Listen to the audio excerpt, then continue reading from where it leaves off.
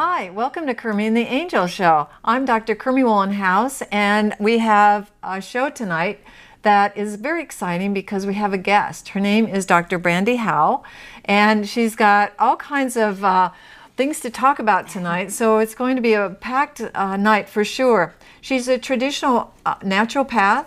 She's a life science practitioner. She has over 30 years of study in alternative and integrative healing. She has a doctor of naturopathy and also from the Clayton School of Natural Healing. And then she got a doctor in divinity, and she's an ordained minister. She is a Reiki master teacher, an animal intuitive light worker, electromagnetic stress reduction practitioner, certified organic skincare consultant, and a licensed facilitator for Joyful Child Incorporated. You are so busy. Yes, I am. Not only that, she is, there's three things that we're going to be focusing in on tonight. And one of them, she's a pet psychic, so she's an animal intuitive, and she does a lot of healing with animals, so it's really great. And then she also has a Fulgurite, and we're going to talk about that she does healing, and she works with the fairies as well, and she works also with angels. We want to just welcome you so much, Dr. B. She goes by Dr. B. Welcome to the show. Thank you. We're so glad you're here. Oh, you're welcome. You're welcome. She works in the Phoenix, Tucson area, and I'm going to give you her contact information right now. She works out of, your business is called Night Star Life Awareness. Correct. And on your website, you have everything that we're going to talk about tonight, pretty much. Yes. So there it is, and I will show you that periodically as well. So great. Thank you. Let's talk about being animal intuitive and healer. Tell me about when you started into that. What happened, and did you always talk to animals, or? Well, it was interesting, Kermie, and I tell people, we all have the ability to speak with the animals, to telepathically communicate. The key is to listen, and they're there for us. I actually started hearing their voices when I was 6 years old, and at that time, it's interesting because I was 6, but the animals sound to me like a 6-year-old child, even still today. And many of my students that take my workshops that we'll discuss say the same thing. They all sound like a 6-year-old child. Like they're, what is that? They're not toddlers yet, but they're, they're just exploring the world, so they know what they're doing. Sometimes birds. Is this true? Sometimes bird people will say they act or they're emotional like they're 2 years old.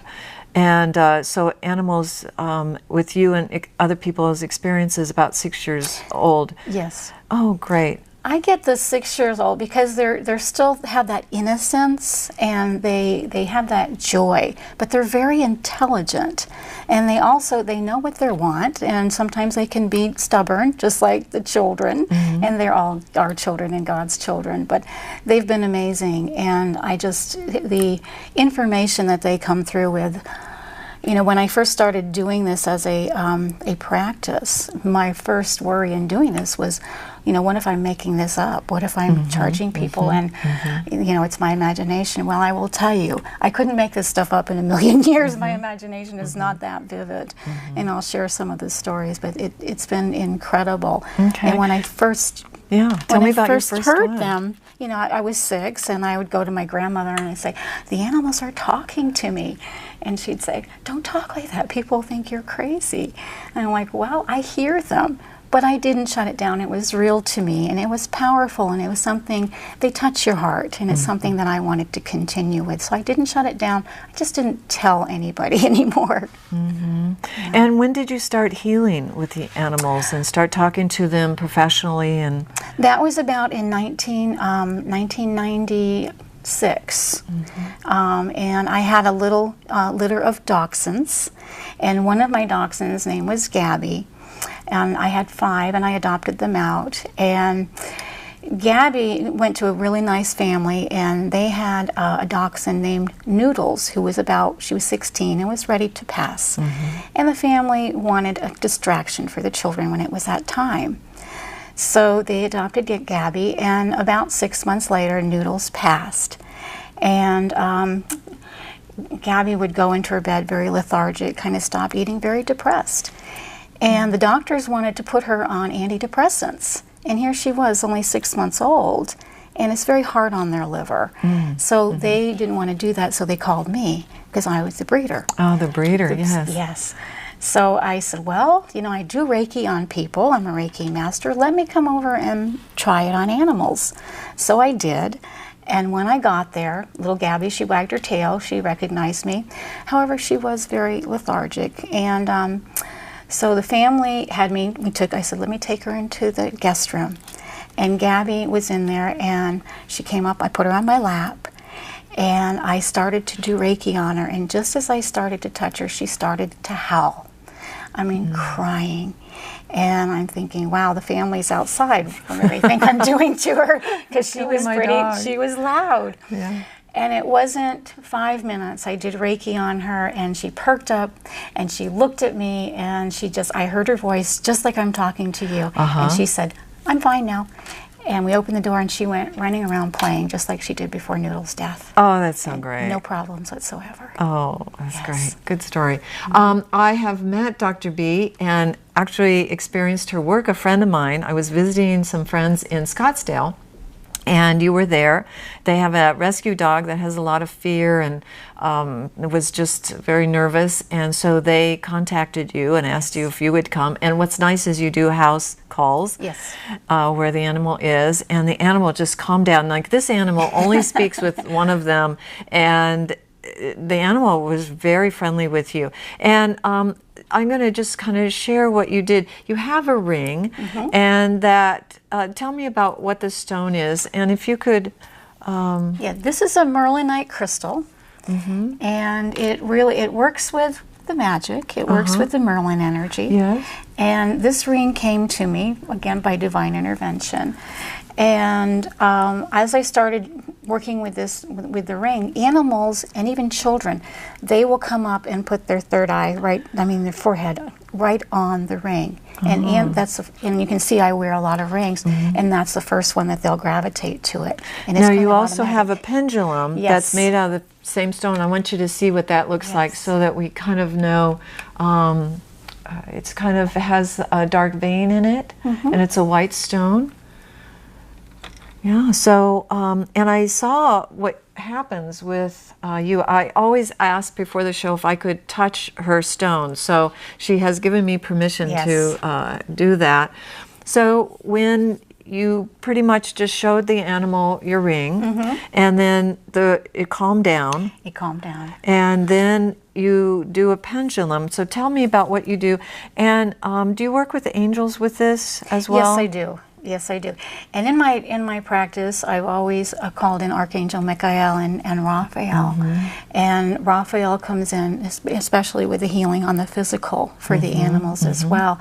And I found it interesting because from my experience, when Raphael comes in, it's like a cold breeze, you know, like a wind comes through. And but the pendulum, what I use the pendulum for, and I've been using pendulums literally since I was 11, but this pendulum does something special.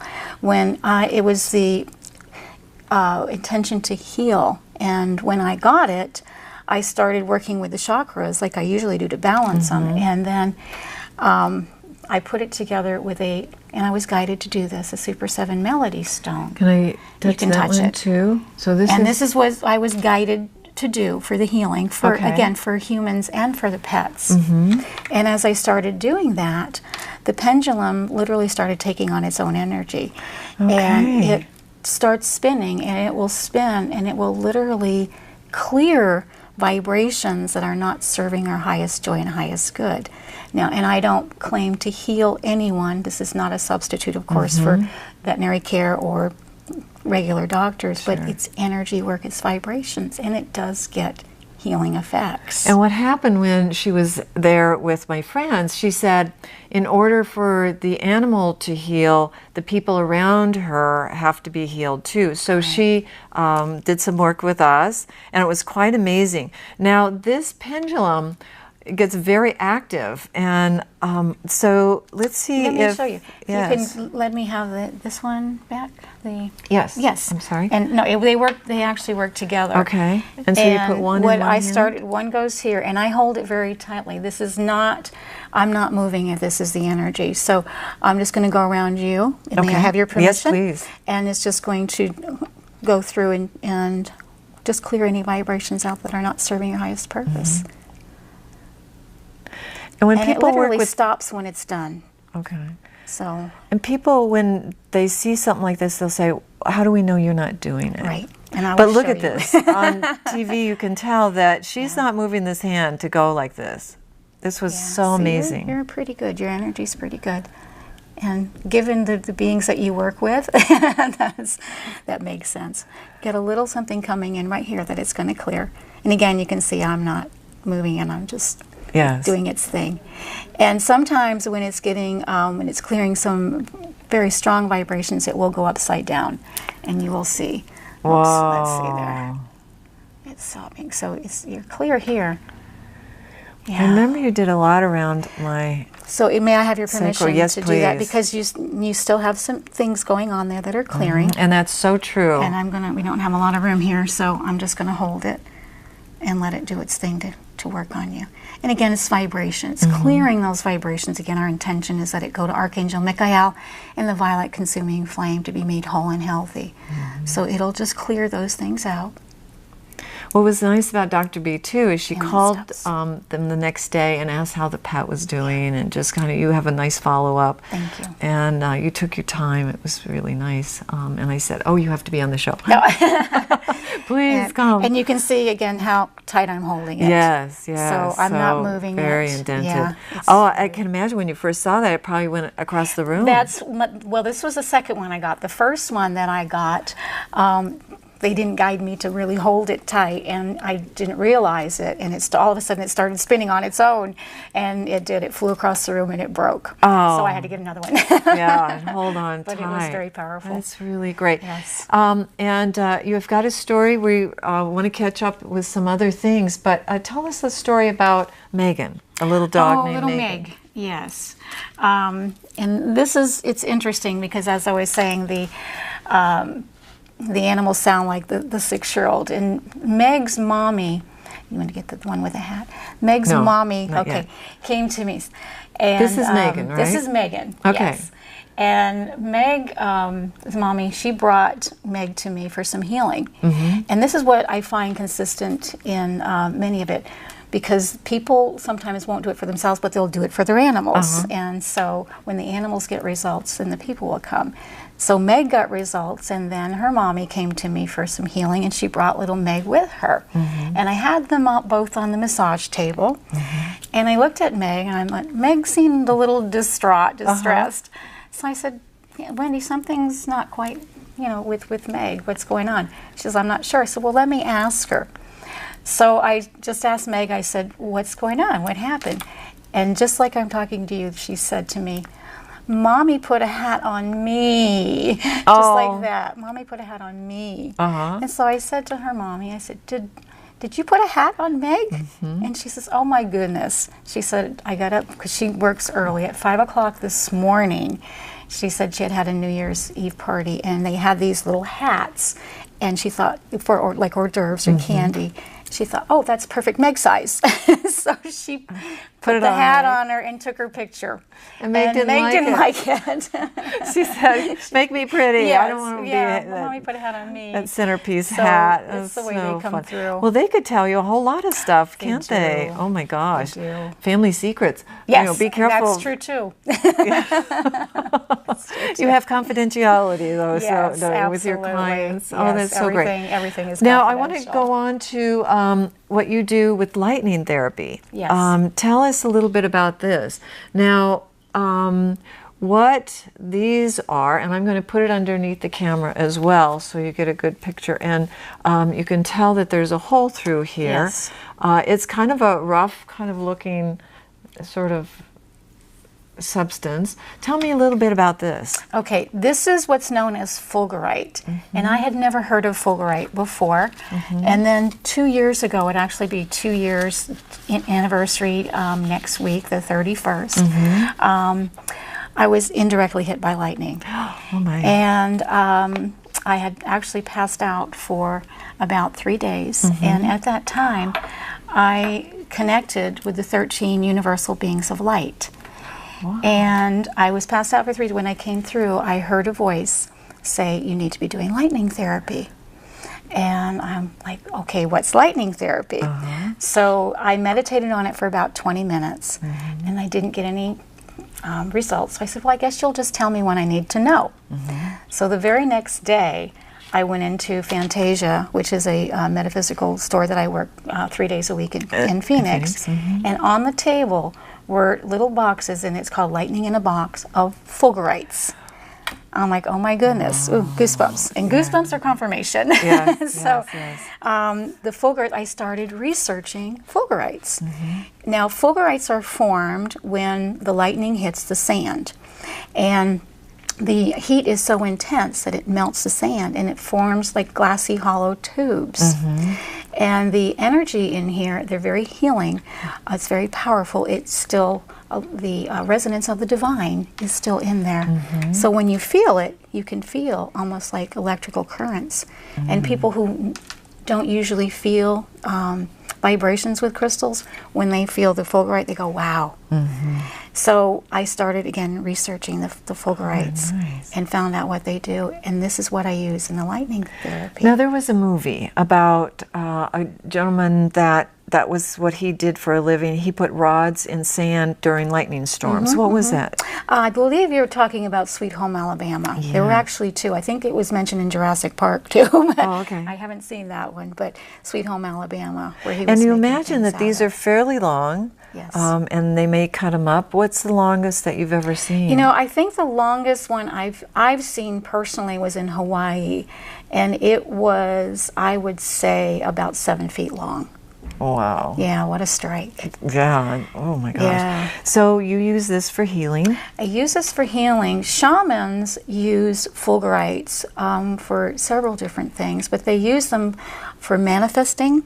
These are very, very powerful for manifesting, and they also use them for soul retrieval. And that's part of what the lightning therapy does. The lightning therapy goes very deep, helping to heal past life issues, helping to clear out literally the junk in your trunk so that you can be a conduit of healing energy yourself, or just to lighten up and get rid of that baggage that you've been carrying, the vibrations from past lives or from this lifetime. Oh, that's so But they're nice. very powerful, just amazing, amazing results with the Right, fulgurites. and it's nice to know that when she got hit indirectly, it went behind you, but it came up through your feet and out your head. Yes. So, and then you heard that, okay, you're going to be working. So it's almost like initiation or something. Exactly. And did you have angels around that as well? Yes, I did. And what was interesting is because when I got hit by lightning, and it did it, 3 bolts of lightning came down behind, went into the ground, and again went out to the top of my head. But the circumstances where I got hit, again, it's all divine intervention. I was doing a house clearing. I do cleansings and blessings for homes. And I was out in Buckeye doing a house cleansing, and I was outside working with Archangel Michael, and I had just brought my sword up and was working with Michael to clear the outside of the house when 3 lightning bolts came down. Oh my gosh. You're lucky to be alive, Yes, but you know, also the power of these archangels. Absolutely. So, oh my gosh, with the sword. Yes. You don't stick that up there. You also work with fairies. I mean, my goodness, you're just so amazing. And I got a rose tonight. I don't know why. I just was leaving, and I was in the grocery store today, and I work with Mother Mary. I'm writing some books and stuff. And so there was somebody in front of me that had these roses. And so let me grab this. Absolutely. So they said, you know, get these roses. And and it had Mother Mary on the wrapping, which I've never seen anything but the price tag on the wrapping. Wow. And so I brought one. They wouldn't let me out of the house to come to the studio tonight without one.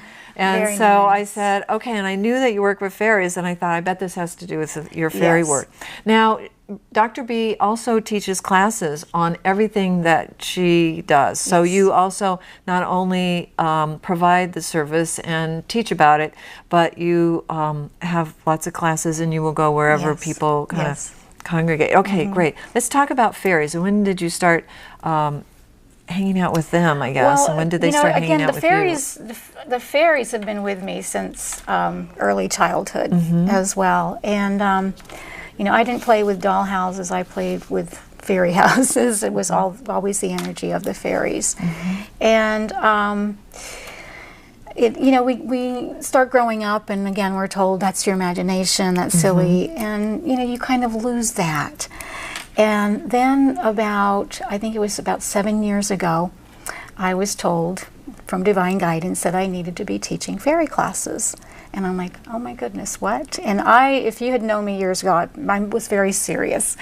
And I grew up a very, very fast, very serious child, and didn't really take a lot of time to play. And now they came to me and said, it's time to bring us back and to help people.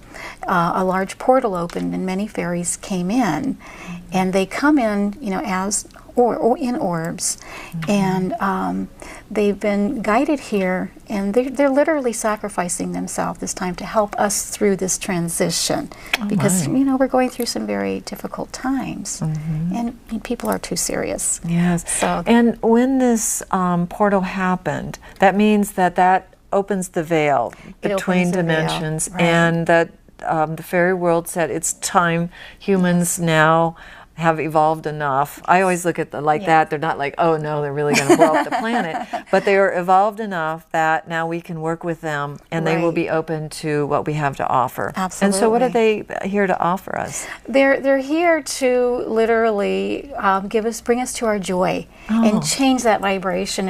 And again, this is so perfect because fairies love the flowers, and there is a fairy in every flower. And they do love the roses, and their other one, its favorite is snapdragons as well, but roses are one of their favorites. So they wanted to be here tonight to bring them in. You want to go on TV, so I'm going to put them on the other camera over here too, so that we can get them a camera shot. Absolutely. And with your information.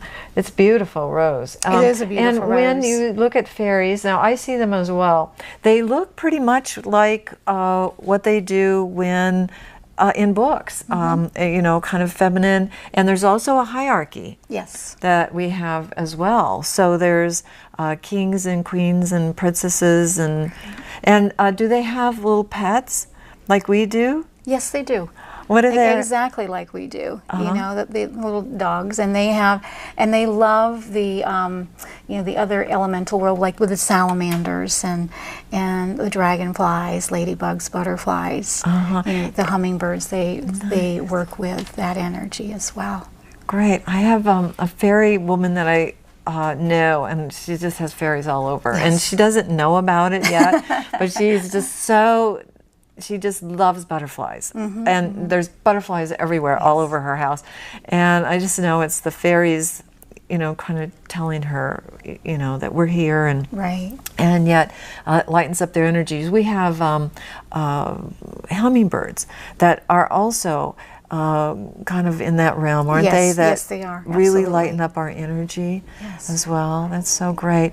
Oh, well, thank you so very much, Dr. B, for being here. It's just so great to have you, and blessings on your work. Thank it's you. so important to do that for our animals and for us. We're going to give you her information right now, and remember, Kermie and the Angels, KermieandtheAngels.com.